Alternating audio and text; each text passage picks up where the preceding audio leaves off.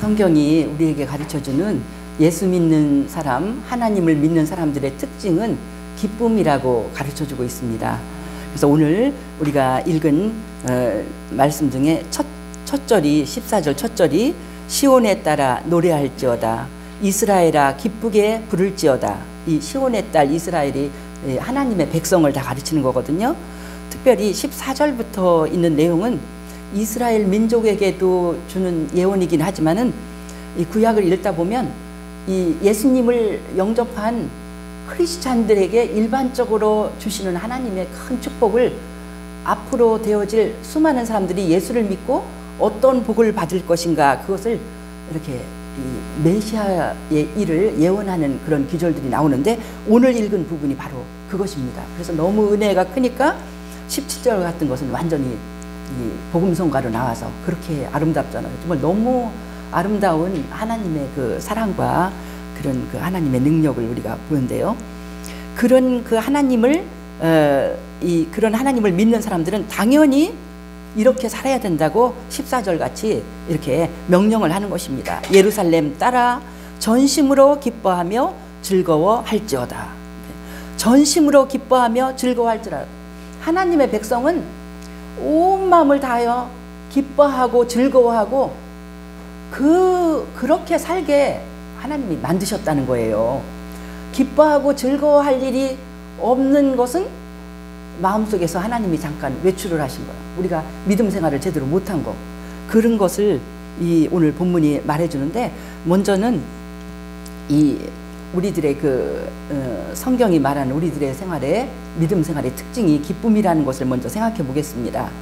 이 기쁨이라는 것은 제가 성령의 열매를 생각할 때도 성령의 9가지 열매를 말하는데 사랑과 희락과 이렇게 시작하잖아요. 첫 번째가 희락, 기쁨으로 나와요. 성령이 충만할 때 그 사람의 특징은 뭐냐면 기뻐서 늘 웃어. 그래서 성경에서 그러잖아요. 술 취하지 말라. 이는 방탕한 것이니 성령 충만함을 받아라. 술 취한 거하고 성령 충만한 거랑 뭐가 통하는 게 있는데 술 못 먹는 사람은 그걸 모르겠지만은 이제 되게 술 많이 먹는 집에서는 그러잖아요. 우리 아버지가 술 마실 때 우리는 좋다고 이제 그것도 나쁘게 두드려 패는 집은 아니겠지만 어떤 아버지는 술만 마시면 자기 있는 돈을 다 준대요. 그러니까 그때 다 받아놨다가 또 술 깨면은 내가 준 거 내놓으라고. 그러니까 아버지가 술 취할 때 괜히 기분이 좋아갖고 술 취한 사람이 나중에는 이제 제정신 아니지만은 그렇게 그러니까 이거는 방탕한 거니까 그러지 말고 너희가 성령 충만함을 받으면 술이 알맞게 취한 사람처럼 사람이 예수 믿는 게요 보면은 너무 사람이 꼬장거려도 안 돼. 좀 나사가 하나 풀린 것처럼 이래도 좋고 저래도 좋고 할 수 있다 하는 이런 그런 기쁨이 예수 믿는 사람에게 있다는 거죠. 그래서 성령의 9가지 열매 중에서 첫 번째가 희락이 나오는데 사랑은 제가 오순절 조직신학책을 쓰다 보니까 이제 번역하고 교정부다 보니까는 사랑이라는 하나의 보석에 여러 가지 다이아몬드는 면이 막 반짝반짝 하잖아요. 첫 번째 반짝, 사랑이 속에 있으면 첫 번째 반짝이 뭐냐면 기쁨이라는 거예요. 기쁨이 있어서 반짝이는 거예요. 우리 옛날부터 말 있잖아요. 뭐 웃으면 복이 오고 웃는 얼굴에 침 뱉냐. 뭐 웃는다는 건 하여튼 복이라는 거예요. 근데 그렇게 우리가 너희는 웃고 기쁨으로 그렇게 살으라는 거. 하나님의 영이 우리 가운데 임할 때 우리는 기쁜 사람이 된다는 거. 이걸 가르쳐주고 있죠. 그리고 바울도 데살로니가전서 5장 16절 오늘 제목이 항상 기뻐하라잖아요. 바울이 가르칠 때 예수님 안에서 하나님의 뜻은 뭐냐면 기뻐해라. 항상 기뻐해라. 기뻐할 수가 없어. 지금은 기뻐하기에는 너무 긴급한 일이 벌어졌잖아. 그러면 쉬지 말고 기도해라. 기뻐하고 기도하고 그리고 범사에 감사해라. 그러니까 기쁨, 기도, 감사 이거밖에 믿음의 사람이 할 삶에 대한 태도는 이거밖에 없다는 거예요. 이게 하나님의 뜻이에요. 너는 그렇게 살 때 복 있는 거다. 나는 예수 믿는 네가 그렇게 살게 만들었다. 이게 하나님의 우리에게 주신 뜻이잖아요. 그리고 예수님 탄생 소식을 전할 때도 온 백성에게 미칠 큰 기쁨의 좋은 소식. 세상에 어떤 사람이든지 부자나 가난하나 공부를 많이 한 사람이나 못한 사람 누가 들어도 예수님이 오신 소식, 예수를 믿는다는 것은 가장 큰 기쁨, 그냥 기쁨이 아니라 세상에 없는 큰 기쁨의 좋은 소식이라고 가르치고 있죠. 그리고 믿는 사람들의 모든 결론을 보세요. 다 그거를 이거 기쁨하면 그걸 생각하는데, 한나도 처음에는 아기를 못 낳았고 너무나 억울하고 막 통곡을 하면서 기도를 했잖아요. 하나님, 나 좀 형편 좀 달라지게 해주세요. 아기를 못 낳아서 이렇게 정말 구박을 당하고 저 다른 여자는 아기가 많고 내가 이렇게 해도 살기가 힘들어서 정말 죽는 것만도 못합니다. 이러면서 눈물의 기도를 할 때 간절히 기도하고 우리 하나님이 이제 들으셨겠다 하는데, 또 거기다 제사장이 처음에는 오해를 했죠. 너 술 취했냐? 그러다가 그 사연을 듣고는 그래, 네가 그렇게 간절히 기도하니 하나님께서 네 기도에 응답하실 것이다. 그럴 때 한나도 마음에 믿음이 생겼어요. 하나님의 백성, 우리 하나님이 나를 도와주신다. 믿음이 생기니까 한나가 어떻게 했습니까? 가서 먹고, 그전에는 밥도 먹을 수가 없었어. 마음이 편안해져서 이제는 밥을 먹고 얼굴에 근심빛이 없었더라. 수심이 가득했던 사람이 변한 거예요. 그게 그 믿는 사람의 그 믿음이 생기면 근심, 믿으면서 근심을 같이 가질 수 없다. 우리 왜 그 하나님의 말씀과 마음밭 할 때도 그러잖아요. 온갖 세상 염려를 가지고 있으면 믿음이 열매를 맺지 못해. 그러니까 뭐냐면 그 염려 보따리를 예수님은 나한테 맡기라고 그러잖아요. 나에게 맡겨라. 내가 다 너 해결해 줄게. 너는 왜 믿음으로 맡기지를 못하고 네가 안고. 다 사람들이 그걸 안고 있다가 다 문제가 생기는 거잖아요. 그리고 우리 믿음의 조상 그 가정에서도 보면은 사라가 90살에 아기를 낳고 젖이 불어서 젖을 먹이면서 자기도 너무 기가 막히게, 무슨 코미디도 아니고, 아니 벌써 생리도 떨어졌어요. 90살 할머니라. 그 시대에도 아마 한 60, 70 이렇게 지나면 그 시대도 떨어졌나 봐요. 그러니까 나는 여자 구실도 못하는데 무슨 내가 아기를 낳느냐고 하다가 아기를 낳아서 또 아기를 가져서 그 할머니가 배가 불러갖고 아기를 낳은 것도 기가 막힌데 거기다 젖이 나오잖아요. 그러니까는 너무 기가 막혀서 하나님은 정말 웃기시는 분, 나를 웃게 하시니. 그러니까 진정한 코미디언은 하나님이라는 거예요. 하나님을 믿으면 무슨 일이 그렇게 많이 생긴다는 거예요. 하나님이 놀라운 일을 벌려서 우리를 웃게 만드시는 거예요. 그래서 이렇게 놀라운 하나님이라 우리 보고 항상 기뻐하라고 하는데, 우리 현실은 믿는 사람들까지도 우리가 그렇게 기뻐하면서 사는 게 아니라 그냥 늘 근심 걱정 보따리를 우리는 이렇게 펼쳐놓고 있는 걸 볼 수가 있죠. 나도 가서 이제 병원에 물리치료하러 가면은 막 도수치료하는 사람이 막 꺾고 난리나. 그러면 내가 막 인상을 있는 대로 쓰나 봐요. 하다가 어떤 사람은요, 꼭 내 이마에 있는 주름을 이거 펴야지 더 빨리 낫는다. 그래서 아니 아픈데 어떻게 안 찡그리냐. 그러니까 찡그리지 말라고. 그러면서 그렇게 사람마다 정말 어쩔 수 없이 당하는, 그렇게 웃지 못할 그런 일들이 있잖아요. 그래서 우리 현실에서 보면 얼마나 많은 사람들이 마음의 병이 기뻐하지를 못하고 너무너무 슬퍼, 너무 슬프고 마음이 우울해. 그래서 얼마나 많은 사람들이 우울증에 시달리고 조울증에 시달리고 공황장애에 시달리고, 응? 밖으로 볼 때는 어지간히 성공했는데도 공황장애 또 시달려. 왜냐하면 이 성공이 인기를 먹는 사람들은 이 인기가 이거 시청률이 낮아지고 그러면 내가 언제 이거 다 퇴출되는 거 아니야? 그런 사람들도 많잖아요.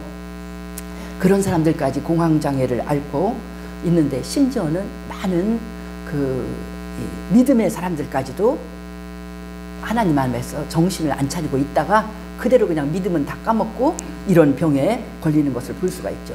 그래서 보면 기독교 방송 보면은 공황장애에 걸린 목사님이 나와요.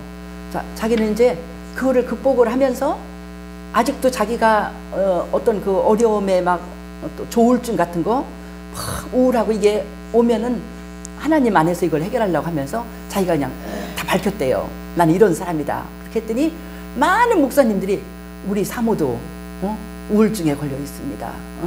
나도 목사인데 공황장애. 그러면 유능한 목사도 공황장애 걸렸는데 너무 강박관념으로 내가 그냥 올해 안으로 막 우리 성도들을 그냥 몇백 명으로 나는 키워야지. 이게 아주 당연한 거야. 내가 얼마나 공부를 잘했는데 이렇게 자기 중심으로 너무 있다가 거기에 막 시달리면 그냥 목사도 상관없어요. 누구든지 사탄은 공격해서 그렇게 힘들게 하는 걸 볼 수가 있습니다. 그래서 정말 얼마나 이것이 힘드냐면 성경은 당신이 기쁜 마음으로 하나님을 믿고 하나님께 다 맡기지 않고 기쁜 마음으로 살지 않으면 당신 인생은 망가진다. 마음도 망가지고 삶도 망가진다. 이미 우리에게 잠언 17장 22절에서 많은 말씀이 잠언서에는 나오는데 그 말씀은 저절로 외워져요. 마음의 즐거움은 양약이라도 심령의 근심은 뼈를 마르게 하느니라. 마음에 즐거운 마음을 갖고 있으면 아주 좋은 약을 먹는 거나 마찬가지예요. 그래서 그러잖아요. 이뻐서 웃고 그렇게 하면은 엔돌핀이 막 나온다는 거잖아요. 저절로 치료가 돼. 이 면역력이 저절로 생겨. 근데 그렇게 안 하고 막 근심해요. 근심한다는 거예요. 믿음이 없어졌다는 거예요. 근심한다는 거예요. 내가 해결을 하려니까 안 된다는 거예요. 내 한계에 부딪혔다는 거예요. 그러면 믿는 사람들의 행동은 한계에 부딪히면 얼른 그것을 하나님께로 가져가야 되는데 그렇게 안 하고 미련하게 안 믿는 사람은 이제 어쩔 수가 없죠. 안 믿는 사람은 어떻게 하든지 내 꾀를 다 동원해서 막 이걸 해결을 해보려고 애를 쓰고 또 믿는다고 말을 하면서도 하나님께 다 못 맡기는 사람은 하나님 앞에 온전히 100% 맡기는 것보다 혼자서 막 머릿속으로 계산을 하면서 어떻게 이걸 돌파구를 찾을까 이렇게 하다가 그들이 이제 이 심령의 근심을 할 때 뼈를 마르게 한다고 했잖아요. 뼈가 얼마나 튼튼한 거예요. 뼈까지 말라서 죽게 할 정도면 어떻게 되겠어요? 온 몸이 근심 걱정을 자기가 해결하려고 하다가 완전히 망가지는 사람들을 엄청나게 봅니다. 보면 어떤 사람은 그러더라고요. 내가 무슨 문제로 엄청 고민이 돼서 하룻밤밖에 고민을 안 했어요. 근데 하룻밤 지나니까 머리가 하얗게 되더라고요. 이 사람 몸이 이렇게 약하다니까요. 몸이 별거 아니에요. 그리고 요즘에 듣잖아요. 젊은 사람들, 우리 친구도 그랬어요. 지금 10년째 재활을 하고 있다는데 젊은 애들 아직 30대 이런데도요. 무슨 경제적인 문제, 사업 실패하고 그래서 고민하다가 내 혈관이 그냥 터져버리는 거예요. 한 번, 두 번 터져서 살 수가 없게. 10년째 재활하는데도 이제 겨우 걷는데 가다가 쓰러지고. 그래서 그 아버지가 너무 기가 막혀갖고 아버지도 이제 친구니까 우리 나이 때보다 이제 더 많아 그 아버지는. 그래서 다행히 돈은 있어갖고 이걸 여러 가지를 돕고 있는데 이제 다른 건강한 자식 말고 그 자식한테 돈을 주고 싶다는 거예요. 재산을 다 준다고 해도 자기가 혼자서 걸어다니면서 무슨 하나 할 수 있는 가게를 준다고 그래도 그렇고 주인이 돼서 지가 자기 몸을 다스리려면 걷다가 쓰러지지는 않아야 될 거 아니에요. 그래갖고는 그것 때문에 더 온전하게 더 해놓고 우리가 죽어야지. 그 부모 마음에 그런 근심을 하고 또 어떤 사람은 막 근심하다가 무슨 일이 생기냐면 마귀한테 이제 자기 몸을 내주는 거예요. 되게 보면 젊어서 연애에 실패하거나 또 막 그 사업에 크게 실패할 때 우리 교회에 왔던 그 전에 어떤 형제는 왜 이렇게 됐냐니까 갑자기 자기가 너무너무 근심하면서 고민하고 있었더니 머리 뚜껑이 확 열리는 것 같더래요. 그때 마귀가 들어와갖고 그냥 그때부터 마귀가 이 사람을 조종하는 거예요. 그렇게 되는 사람 엄청 많아요. 여자들은 되게 연애 실패하고 남자들은 사업 실패하고 뭐 이런 남자들도 그런 경우가 있겠지만 그래서 이런 여러 가지들 귀신 들리거나 뇌혈관이 터지거나 얼마나 근심이라는 건 정말 우리를 백해무익한 거예요. 근심을 해봤자 되는 일이 뭐가 있어요. 그러니까 어떻게 해야 돼요? 근심할 일이 있으면 얼른 하나님을 찾아야 돼요. 하나님 앞에 그 근심 보따리를 갖다가 똑똑한 예수 믿는 사람 같으면 그런 자기 몸 망가지게 하지 말고 근심 보따리가 크면 클수록 얼른 갔다가 예수님이 맡기라고 그랬잖아요. 무거운 짐진 자들아 다 내게로 와라. 그럴 때 예수님한테 다 맡겨서 예수의 이름으로 기도하고 열심히 기도하고 뜨겁게 기도해서 우리 예수님이 그 문제를 해결하게 해야지. 어차피 내가 해결도 못하는데 내가 붙잡고 있다가 내가 쓰러질 거 아니에요. 응? 집집마다 보면은 막 우리 아프기도 하고 여러 가지 일들이 있으니까 아이고 나는 이렇게 하다가 나는 어떻게 몸이 완전히 망가지는 거 아니야? 우리 서정순 집사님도 이제 그런 걱정 많이 하고 이런 일이 있을 때 우리 주님께서만 그걸 다 부탁 들어주시지 누가 그걸 해결하겠어요. 의사도 못하고 아무도 못합니다. 주님 앞에 주님 내가 이 땅에 사는 날 동안에 건강하게 내가 활동하고 교회도 가고 이러다가 주님께 예배드리고 건강하게 일상생활 하다가 주님이 부르실 때 자는 듯이 가게 그렇게 사람이 안 죽을 수는 없는 거고 그렇게 가게 해달라고 우리가 기도하면서 가는 것이 얼마나 소중한가. 우리 하나님 앞에서 우리는 절대로 근심을 하지 맙시다. 근심하지 말고 기쁨으로 기뻐하라니까 주님이 얼마나 우리한테 제대로 말씀하셨어요. 기뻐해라. 그럼 너무 단순하게 말씀한 것도 아니잖아요. 그리고 기도해라. 기뻐할 수가 없는 너무너무 긴박한 상황에 네가 쪼들리고 힘든 거는 다 기도로 맡겨라. 그 하나님의 능력을 믿어라. 이렇게 우리 하나님이 기뻐하라고 우리에게 명령을 하십니다. 명령을 하실 때 오늘 본문에서요. 특히 3장 17절 중심으로 성도가 항상 기뻐해야 되는 이유가 나와 있어요. 이유가 17절에 보니까 너희 하나님 여호와가 너희 가운데 계시니 하나님이 우리와 함께 계셔요. 함께 계셔. 특별히 예수님이 오셔서 우리와 함께 계시고 임마누엘 하나님이 함께 계시려고 예수님으로 이 땅에 오신 거죠. 그리고 예수님은 지금 하나님 우편에 앉아 계시지만 누가 우리와 함께 계셔요? 성령님께서 우리와 함께 계시잖아요. 세상 끝날까지 이제는 성령님이 우리 옆에 오셔서 예수님보다 더 자상하게 각 사람의 마음속에 살아계시면서 우리가 기도할 때 우리의 기도를 도우시면서 방언으로 기도하게 도우시고 우리 기도할 때 위로의 말씀을 주시고 우리 기도할 때 지혜를 주시고 이렇게 놀라운 기적을 일으키시는 성령님으로 우리와 함께 계셔요. 근데 우리와 함께 계시는 하나님은 어떤 특징이 있냐면 하나님의 훌륭하신 점은 뭐냐면 그는 구원을 베푸실 전능자이시라. 하나님은 구원을 베푸시는 전능자시라는 거예요. 이렇게 성경 전체에서 우리가 배우는 거잖아요. 여호와께 능치 못하신 일이 있겠느냐. 이렇게 우리에게 주는 이 말씀처럼 성도가 우리가 항상 기뻐해야 될 이유는 뭐냐면 첫째가 우리 하나님이 구원을 베푸시는 전능자, 능치 못한 일이 없는 분이기 때문에 하나님의 능력은 무한하시기 때문에 우리가 기뻐해야 된다는 거예요. 그 하나님이 내 하나님이라는 거예요. 그래서 여기서 우리가 더 이 말씀을 생각을 해보면요. 성경에서 말하는 구원은요. 영혼 구원만을 말하지 않습니다. 영혼 구원이 제일 큰 일이에요. 이 세상에서 우리가 병에 걸렸다 나섰어요. 돈이 없다가 돈이 생겨갖고 우리가 풍족하게 살았어요. 그렇게 해봤자 100년도 누리지 못합니다. 지금 우리가 나이가 60, 70 됐는데 지금 내가 지금 건강해. 지금 돈이 있어. 그래도 그거 앞으로 살아온 세월만큼 누리지도 못해요. 120살까지 그렇게 잘 누리는 사람이 하나도 안 아프고 잘 누리는 사람이 그렇게 많겠어요?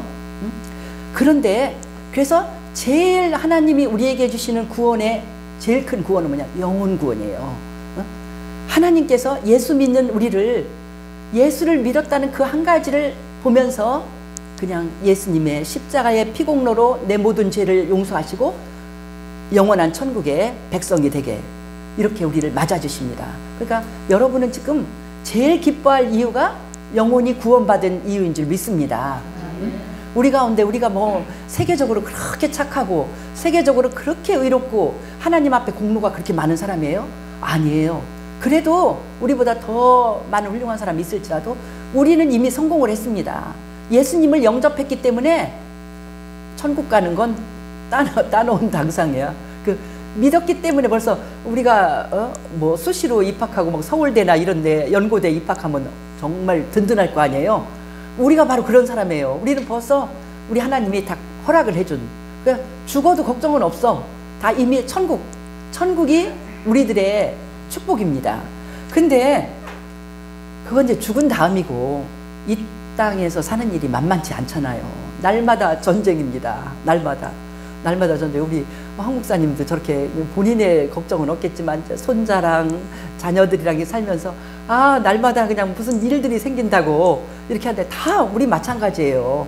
무덤에 가기 전에는 문제가 없는 날, 그 가정에 문제가 없는 때는 없습니다.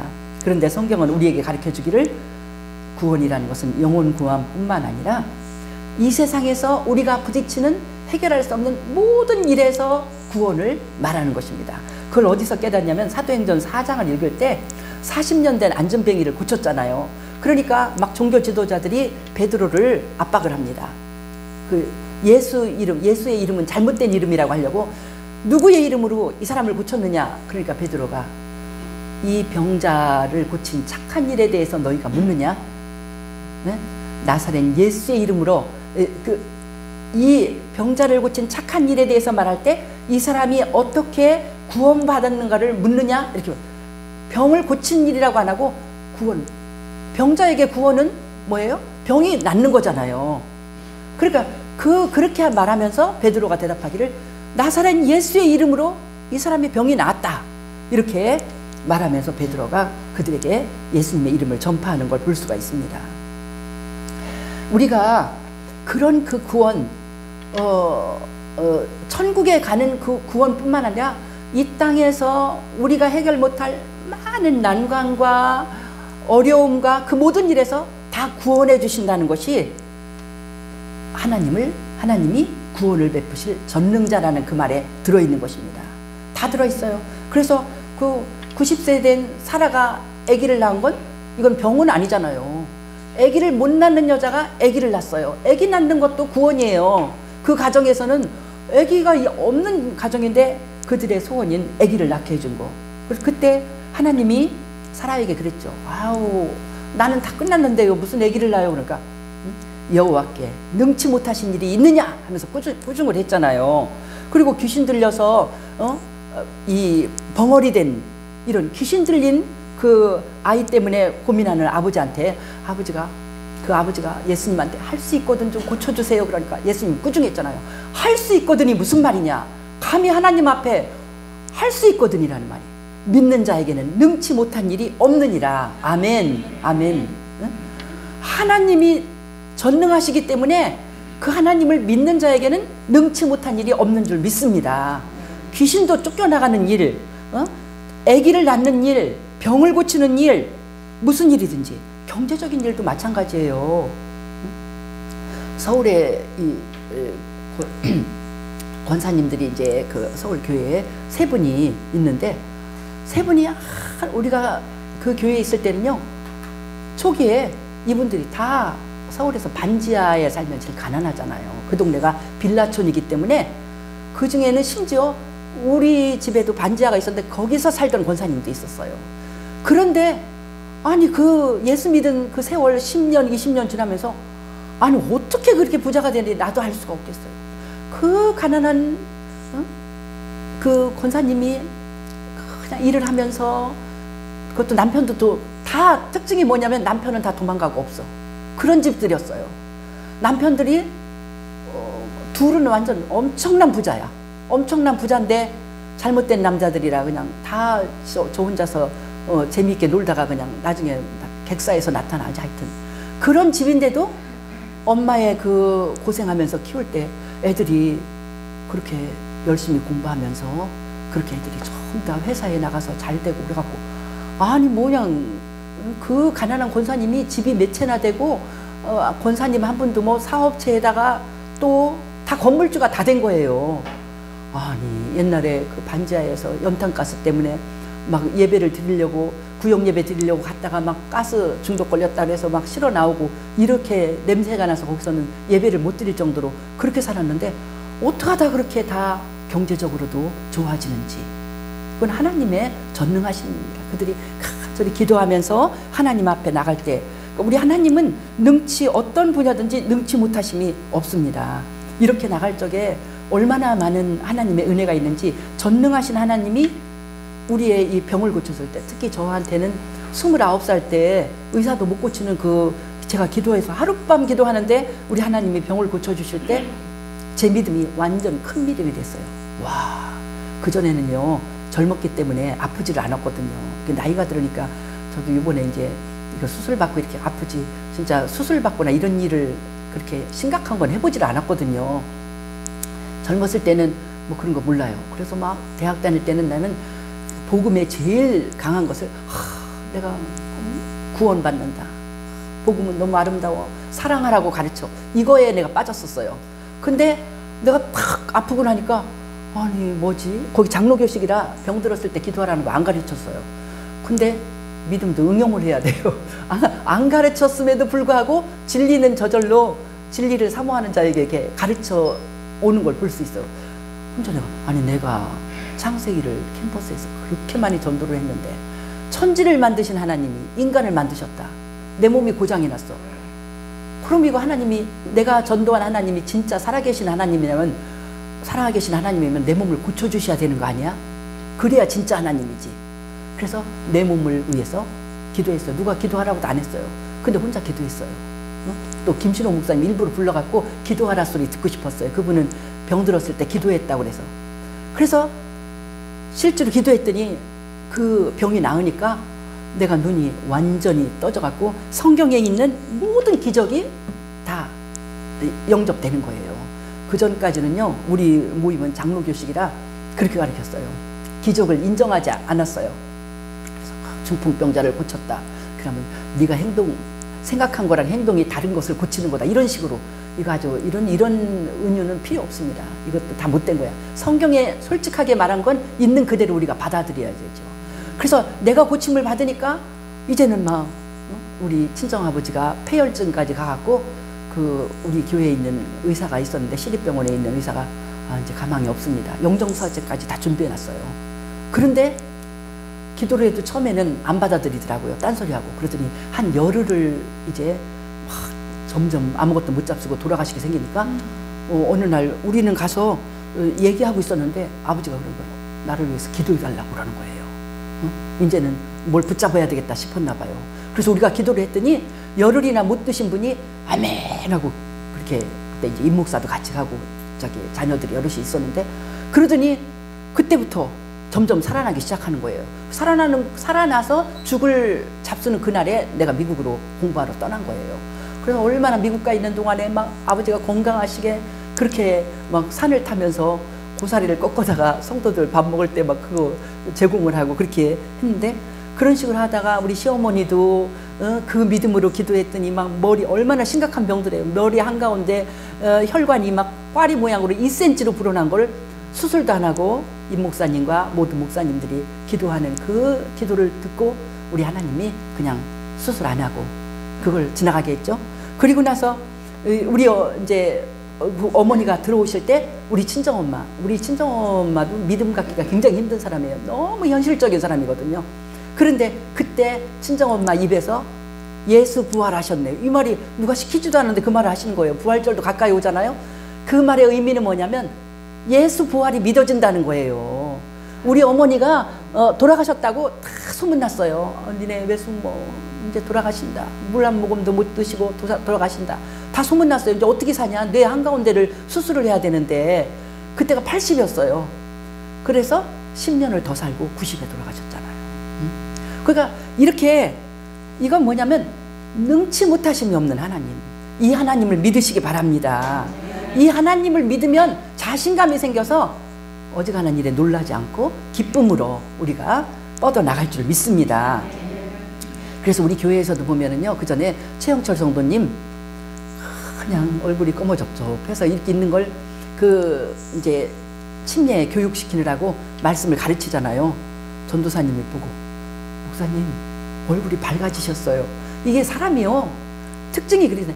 예수를 믿는, 그 예수를 믿을만 하겠다. 내가 믿어봐야지. 그리고 자기도 믿어보려고 열심히 목사님 설교를 들으면서 열심히 성경을 읽는다고 그러더라고요.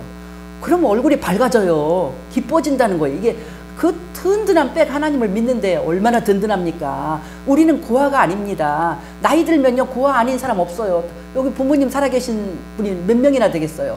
그러나 하나님이 아버지시잖아요. 하나님이 아버지시니까 든든하니까 그렇게 얼굴이 밝아져요. 안재호 성도도요, 제가 그 믿음 갖게 하려고 일주일에 한 번씩 일부러 성경을 가르쳤어요. 가르칠 때 얼굴이 밝아지고, 당신 예수를 믿으면, 하나님을 믿으면 하나님이 당신의 모든 것을 책임지시고 능력의 하나님이 함께 하십니다. 얼굴이 밝아지고 얼굴이 원래 얼굴이 좀 까만가? 그런데 하여튼 더 하얘져요. 얼굴이 밝아지고 틀려져요. 그런데 또 이제 그 믿음이 마귀의 음성을 많이 듣고 그 믿음을 까먹잖아요. 그럼 어떻게 돼요? 특징이 얼굴이 까매져. 화장을 안 해도 이 속에서부터 오는 그 기쁨이 얼마나 크겠어요. 든든함이. 그런 그 놀라운 이 하나님이 구원을 베푸실 전능자이시기 때문에 우리는 기뻐할 수밖에 없습니다. 내 하나님이 능력이 많으셔서 능치 못하심이 없는데 뭘 갖고 고민해요? 그럼 바보잖아요. 응? 자기 아버지가 돈이 제일 많은 삼성의 회장인데 돈 갖고 걱정하는 사람이 있으면 얼마나 바보예요? 근데 그 삼성 회장은 돈 문제는 해결해도 다른 거는 그 미국에 있는 그 우리 큰아들 그 저기 있는 거기에 제 병원 원장이 그런데요.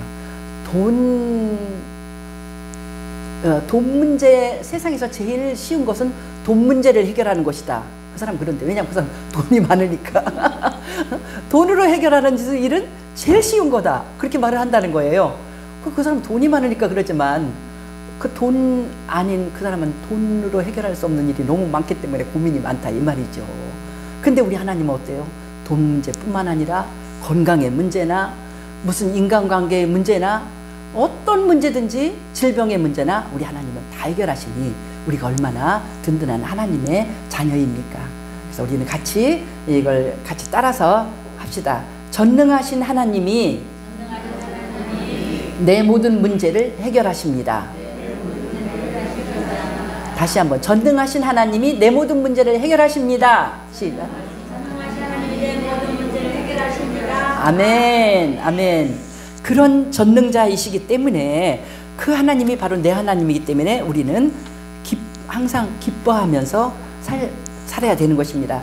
그리고 그 다음에는 더 아름답잖아요. 이것도 17절에서 우리가 찾습니다. 이 전능하신 하나님이 전능하시기만 해도 참 정말 우리가 하나님께 모든 걸 의탁할 만한데 완전 우리는 로또예요. 뭐냐면 그가 너로 말미암아 하나님이 너 때문에 기쁨을 이기지 못하시며 너무하시잖아요. 하나님이 나를 보고 기뻐한다는 것도 감사한데 기쁨을 이기지 못하시며 슬픔을 이기지 못하다는 건 아주 제일 극대화잖아요. 기쁨을 이기지 못해. 아니 이럴 수가. 하나님이 얼마나 눈이 높으신 분인데 하나님이 얼마나 위대하신 분인데 나같이 아무것도 아닌 것을 보면서 기쁨을 이기지 못하시며 너를 잠잠히 사랑하시며 잠잠히 사랑하며 무조건 사랑한다는 거예요. 무조건. 네가 무슨 짓을 해도 그냥 이뻐. 뭘 이럴 수가 있어요? 응? 참. 그러니까 이게 너로 말며 너 때문에 하나님이요 황 목사님을 때문에 기쁨을 이기지 못해. 에? 하나님이 송장로님을 때문에 너무 기뻐. 하나님이 안윤숙 성도님 때문에 기쁨을 이기지 못해. 정말 내가 봐도 내가 이해가 가요. 아니 어떻게 나같이 별거 아닌데 왜 이럴까? 그건 내 생각이죠. 그러니까 우리는 우리 한 사람 한 사람을 누구든지 무시하지 말라는 말이 그래서 나오는 거예요. 사람을 남을 나보다 낮게 여겨라. 우리는 내가 표준이잖아요. 그러니까 나처럼 생각하고 나처럼 행동하고 이래야 돼. 그 훌륭한 사람일수록 그게 더 많아요. 그래서 우리 딸이 그래요. 엄마도 내내 성경 가르치고 목사님이라 남의 말을 잘 안 듣고 그래 그런 면이 있겠다. 우리는 자꾸 내가 기준이 돼갖고 내 기준에 안 맞는 사람은 다 싫어해. 왜 저 모양이야? 저 왜 부족해? 이렇게 그러면 안 돼요. 왜냐하면 하나님이 하나하나를 작품으로 만들어 놓으신 거야. 하나님이. 내가 볼 때는 참 마음에 안 드는데 하나님이 보실 때는 그 사람의 특징이야. 그 사람은 충성심이 있어. 그 사람은 마음이 너무너무 착해. 그 사람은 그냥 너무 도와주기를 좋아해. 어떤 사람 그렇잖아요. 어떤 사람은 너무 똑똑하긴 한데 너무 쌀쌀맞아.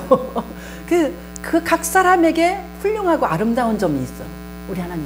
그래서 이 이스라엘 사람들은요, 못생겼거나 어떻게 됐거나 그 사람을 욕을 하면은요, 그게 제일 큰 하나님에 대한 모독으로 생각한다고 하잖아요. 하나님의 작품인데 네가 나를 하나님이 만들었네. 네가 왜 그렇게 하느냐. 그래서 이게 왜 하나님이 그렇게 나를 이뻐하고 나를 그렇게 사랑하시고 우리 모두를 그렇게 하실까요? 왜냐하면 하나님이 진정한 부모이시기 때문에 그렇습니다. 진정한 부모. 우리 다 결혼해갖고 자녀들이 2명, 3명 있잖아요. 한 명이든지 있는데 그 자녀 속을 내가 알아요? 전혀. 내가 그 자녀의 모든 걸 만들어낼 수 있으면 어떻게 내가 좋아하는 어떤 스타일로 만들겠죠. 근데 자식들이 다 틀려요. 누가 그러더라. 뭐 애들이 뭐 잘 모르겠어요. 그렇게 하면 내가 봐도 그래요. 우리들 집 아이가 셋이 있는데 어디서 다 주워온 아이들 같아. 너무 틀려. 애들 셋이 다 틀려서 형하고 동생도 틀리고 아들하고 딸도 틀리고. 그래서 아니 이 아이들이 왜냐면 왜 그렇게 틀리냐면 내가 만들지 않았어요. 나는 그냥 자연적인 법칙으로 결혼해서 아기를 낳은 거지 하나님이 만드셨다는 거죠. 성경에서 모태로부터 어머니가 나를 잉태할 때 이렇게 생긴 사람으로 만든 그 하나님. 그러니까 여러분이 능력이 많아도요 잘난 척 할 필요 없어요. 하나님이 그렇게 만들어줘서 하나님께 감사하고 나의 장점, 나의 부족한 점 이런 것도 하나님이 그런 사람으로 만들었기 때문에 하나님께 감사하면서 하나님께 기도하고 나의 모든 것을 맡길 수밖에 없습니다. 진정한 부모는 정말 여기 나오는 것처럼 잠잠히 무조건 사랑하고 그냥 무조건 기뻐해요. 이런 걸 저는 이제 임 목사님이 아버님이 일찍 돌아가시고 그냥 50년도에 태어났는데 50년도 1월 달에 태어났는데 그해 추석 때쯤에 시아버님이 돌아가셨잖아요. 그러니까 우리 어머님이 얼마나 귀하게 키웠겠어요. 얘기가 있어요. 맨날 지푸라기로 때려도 지푸라기로 때리면서 키웠다는 거야. 그렇게 해서 키웠다가 이제 첫 번째 이제 그 아들이 결혼해갖고 이제 제가 아들을 낳잖아요. 큰아들 낳는데 이제 아기 낳고 한참 이제 우유 먹이고 젖 먹이고 이렇게 할 때 잠결에 이제 그럴 때는 되게 불을 켜놓잖아요. 잠결에 내가 이렇게 깨서 이렇게 보면은요 우리 어머니가 그 손자를 쳐다보는데 그냥 여기하고 똑같아. 기쁨을 이기지 못하며 잠잠히 사랑하며 그냥 너무 좋아갖고는 막 그 애를 보는 눈이 정말 웃음으로 가득하고 너무 사랑스러워서 그래서 뭐 할머니 마음보다 엄마 마음은 조금 그래도 좀 할머니들이 더 손자 사랑이 더 대단하잖아요. 근데 객관적으로 봐서 나는 그 정도는 아닌데 우리 어머니 어떤 때는 진심으로 그래요. 얘야 이 아이를 밖으로 함부로 놓쳐서는 절대로 안 된다. 이렇게 이쁜 애가 없기 때문에 누가 훔쳐갈 수 있다고. 할머니 눈에는 세상에서 제일 이쁜 거야. 그래서 손녀 바보 뭐 이렇게 하잖아요. 근데 지금 사람들 보면은요 다 막 우리 친구들도 만나면 우리 손녀딸 발레하는 것 좀 봐봐. 그 엄마도 발레 가르치는 선생님이에요. 그러니까 얼마나 잘하겠어요.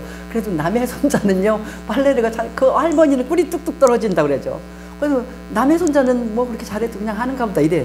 근데 각자 자기의 자식이나 손자 손녀 얘기할 때는요 다 부모들이 그렇게 믿고 있어요. 천재 아니야 이거.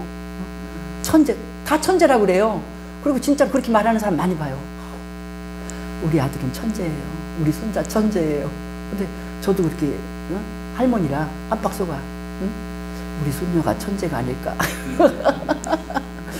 주중에 전화를 하는데 그 아이가 그냥 내가 아비가일 너는 정말 복을 많이 받았어. 엄마가 이렇게 잘해주시지. 아빠가 그러니까 아비가일은 정말 축복이야. 태어나서 축복이야. 그랬더니요 손녀딸이 그 말을 탁 받아서 걔가 요새 내가 어깨 아프다가 할머니 어깨를 자꾸 잊어버리는 거야. 그래서 막 영어 생각이 안 나서 이게 막 지 어깨를 가르쳐. 그래서 어깨 그러니까 나를 위로해 주느라고 그랬는지 할머니가 태어난 것도 축복이에요.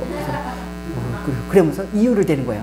왜냐면요 할머니가 태어나셨기 때문에 우리 아빠를 낳고 우리 아빠가 우리 엄마랑 결혼해서 나를 낳았기 때문에 할머니가 태어나신 건 축복이라고.